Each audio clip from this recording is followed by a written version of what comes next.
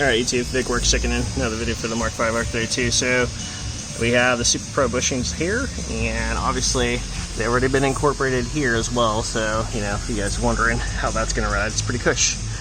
And yeah, we'll do the other side and get that knocked out. And then obviously the Mark IV has, the Mark V has longer bolts for the suspension. The original bolts that I got were actually super short, and they didn't have these washers per ETCA, which is kind of interesting.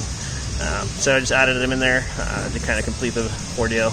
Obviously, I've upgraded every bolt, every piece, and then this one goes for my buddy Han, who was asking about collars. And this is the rear collar for ECS inside of the 034 bushing, so no need to modify. Just a kind of nice, good, clean improvement overall. And that's pretty much it, guys, for the suspension project. Tomorrow's pretty much alignment, and that completes pretty much the forward on this bad boy. And I think the more pain in the butt is putting these e-brake ones, if you're going to go this route, to do the panel, the under panel for the aerodynamics.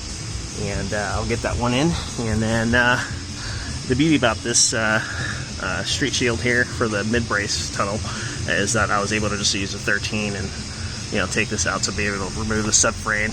And here's the Super Pro control arms, or the VWR versions that they have offered, which pushes this bad boy out as is.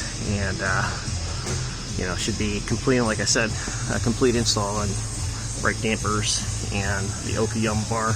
We are going to have to upgrade the ECS skid plate. I do actually hit, it doesn't sit flush, so I just added these bad boys, just left them there. And as mentioned, the ECS brackets for the skid plate should go perfectly with the Okayama series. So going for a 4mm to a 2mm in regards to thickness, and more louvers, more aerodynamic. And then we still have to rectify the damage that True Auto Body did on this particular piece of plastic, and the missing, you know, bolts here and there when they took the front bumper to get this bad boy going. As you know, I always have every bolt and whistle in regards to my vehicle access through documentary such as this, and it's important to keep companies accountable. And there you have it. So we'll see if they rectify it when I take it in after getting alignment. And yeah, I'll talk to you guys then, and be able to pick up my Mark IV tomorrow, and pretty excited about that one. And we'll see if any more damage compared to what was originally gone in for, because this is the reason why this one's going back in, because there's more damage and they didn't rectify it, or they did damage themselves as not putting stuff correctly.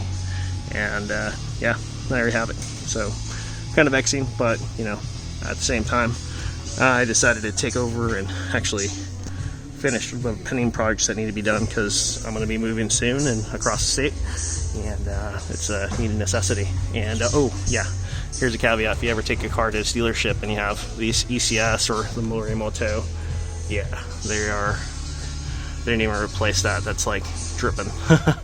That's not supposed to be. So yeah, be wary of this dealership.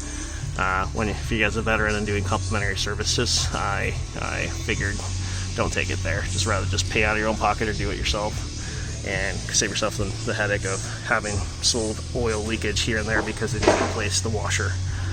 Lazy bums. And as mentioned, yeah, didn't even clean the thing. So yeah, here's my new Okayama bar, and dirty. So anyways, talk to you guys then. Thanks for checking in. Subscribe. Let me in the comments below, as well as share, and talk to you guys then. Yeah, ciao.